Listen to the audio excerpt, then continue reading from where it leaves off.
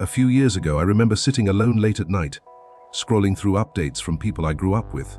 They were announcing promotions, engagements, new businesses. Finally made it, they said, and I remember closing the app and thinking something I didn't want to admit out loud. I did everything right, so why do I feel so far behind? Not panicked, not desperate, just quietly unsettled. What disturbed me wasn't that others were moving forward. It was that none of their lives looked like something I wanted to arrive at. That was the moment I realized something most people never question. Feeling late isn't always about time. Sometimes it's about refusing the wrong destination. We live in a culture that glorifies early achievement. The magazines celebrate 25-year-old CEOs. The social feeds highlight young millionaires, and every motivational seminar seems to be whispering, "If you haven't made it by now, what are you even doing?"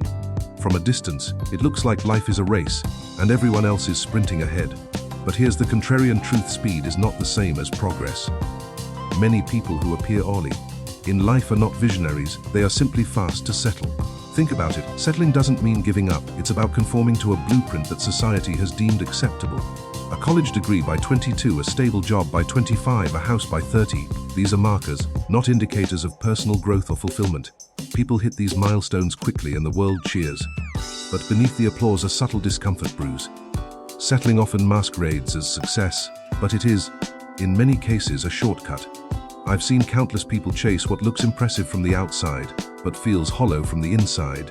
They land jobs that make their parents proud but drain their soul, start relationships that are convenient rather than meaningful, and pursue projects that look exciting in Instagram posts but lack depth. They are early in life only in the chronological sense. In reality, they've sacrificed reflection, curiosity, and the nuanced art of becoming in exchange for speed. Meanwhile, those who hesitate are often accused of being slow or indecisive. They linger in uncertainty, exploring, failing quietly, and learning privately. But here's the irony: the so-called slow ones are often building a foundation that is both resilient and authentic. They are cultivating clarity, values, and vision that won't crumble under the pressures of life. Over time, their depth becomes their advantage. In contrast, the fast settlers may achieve conventional success early, but they often pay later with regret and the nagging feeling that they missed their own lives. The lesson here is subtle but powerful: early is not inherently valuable. Depth, awareness, and intentionality are. Settling fast is easy. Moving with awareness is rare. Life is not a sprint to conformity. It's a journey of crafting something real. Hesitation is a word loaded with negative connotations. We call it indecisiveness, procrastination, weakness. From an early age, society tells us to act quickly, to seize opportunities, to go for it, without second guessing. But what if hesitation, when grounded in awareness, is not a flaw but a strategic strength? Awareness is the quiet, often invisible, form of intelligence. It notices patterns, reads people, calculates consequences, and pauses before action. It's a deliberate assessment rather than a reactive impulse. Imagine driving a car at high speed. Moving fast can feel exhilarating, but sometimes the smartest move is to brake, to slow down, take stock, and decide your next turn with precision. That's exactly what hesitation rooted in awareness does in life. Many of the fast movers I know act as though speed itself is wisdom. They chase the next opportunity without evaluating whether it aligns with their values or long-term vision. Over time, they may accumulate impressive resumes or social validation, but the cost often shows up later in the form of burnout, poor relationships, or a lingering sense of unfulfillment. Hesitation, by contrast, allows for discernment. It's a tool for avoiding pitfalls that aren't obvious to those who rush forward. I've personally struggled with the tension between action and inaction. For years, I feared that my thoughtful pauses were weaknesses. I envied those who appeared fearless in their leaps. But gradually, I realized that the quiet moments of reflection often led to the most meaningful decisions in my life. Hesitation, when intentional, becomes a form of self-respect. It's a declaration that your choices matter, that you refuse to be swept along by momentum alone. Ultimately, intelligence without reflection is reckless. Speed without awareness is superficial. Hesitation, then, is not a defect.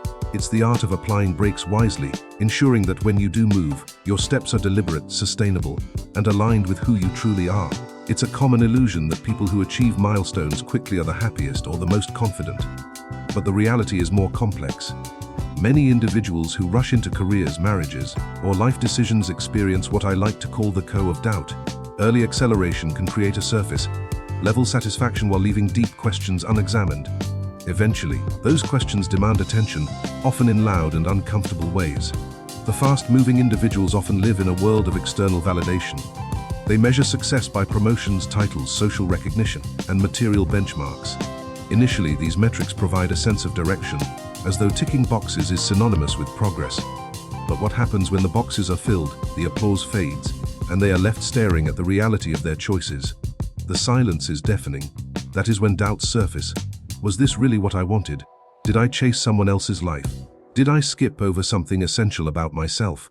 I've noticed a pattern: those who rush often encounter midlife turbulence earlier than expected. Their success doesn't shield them from the existential questions that wait for us all.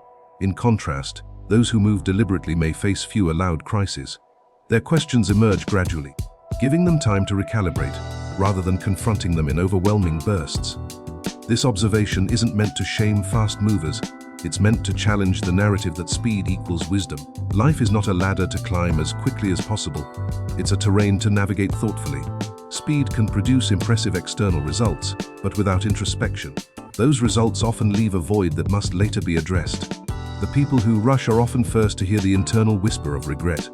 They realize that life is more than metrics, timelines, or appearances. By the time they question their choices, the cost is higher and the adjustments more difficult. Those who embrace deliberate pacing, hesitation, and thoughtful reflection tend to integrate these questions gradually, creating a life less reactive and more authentic. Society loves rules, particularly ones that dictate a timeline for achievement. You're expected to graduate at 22, secure a stable career at 25, own a home by 30, start a family by 35. These are arbitrary benchmarks, yet they have a powerful psychological effect.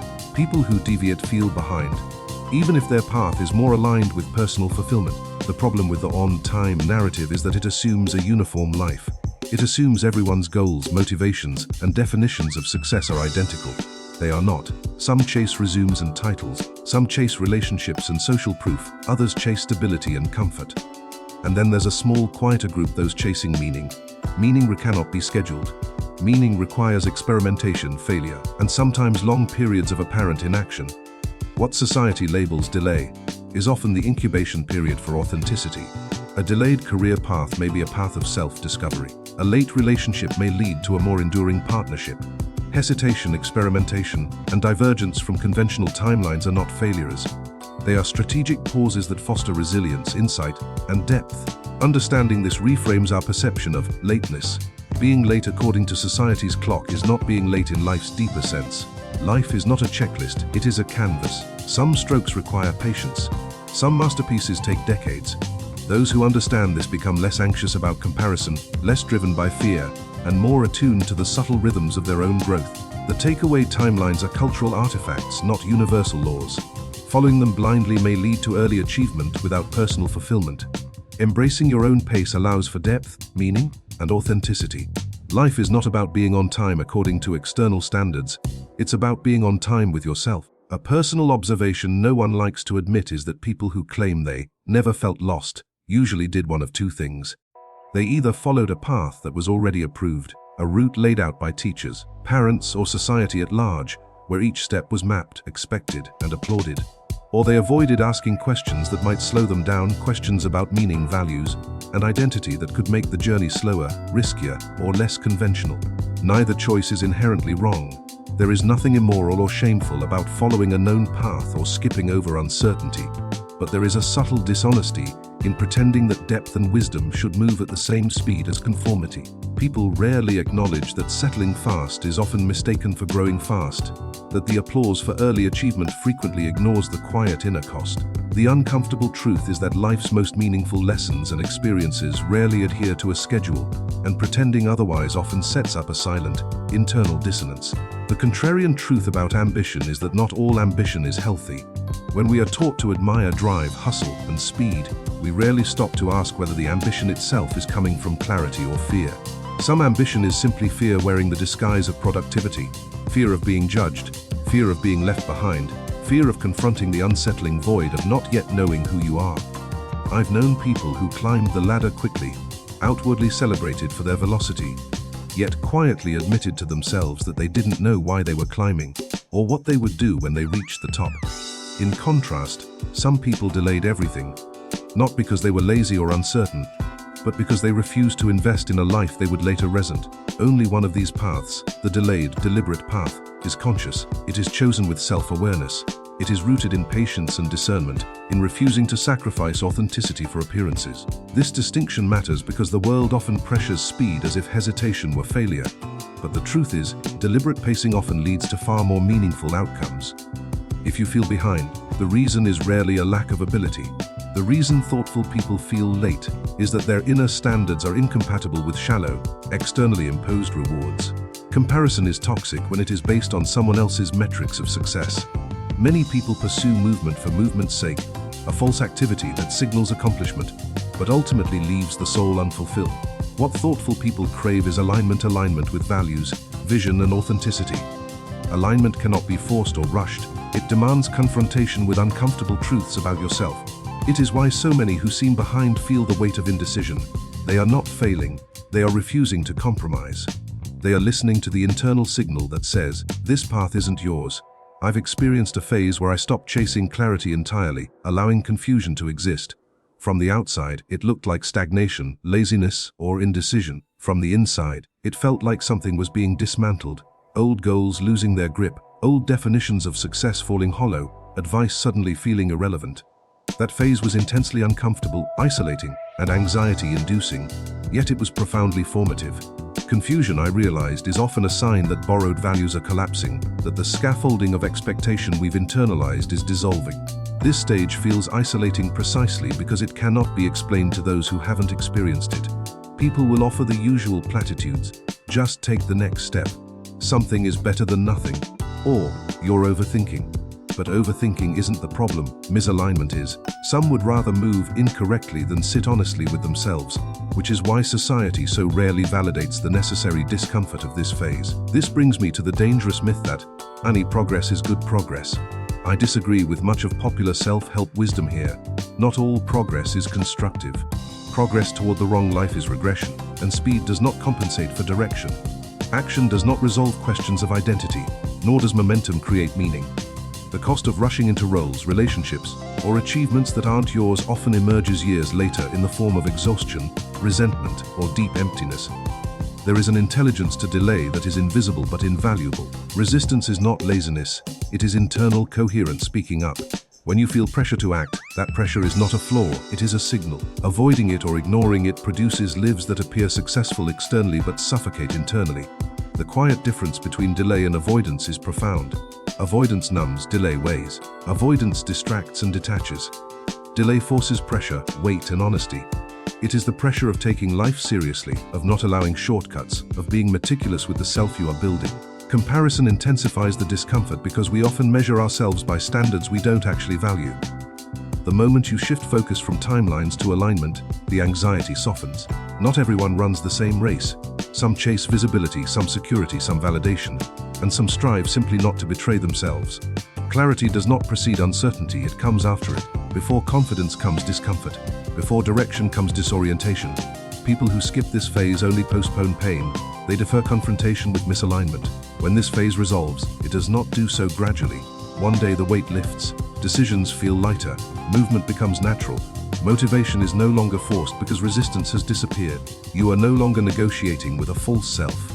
Feeling late is not a flaw.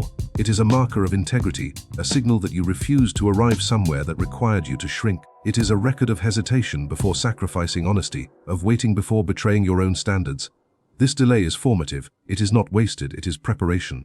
It is discernment. If you feel behind, understand that you did not lose time. You gained the rare ability to discern, to avoid the wrong life, and to wait until the direction you choose is truly your own. When clarity arrives, it is earned, not forced. You are not late, you are honest. If you feel behind, understand this: you didn't lose time. You gained discernment, you didn't miss your chance. You avoided the wrong life, and when your direction finally locks in, it won't feel rushed or forced. It will feel earned. Not because you were late, but because you were honest.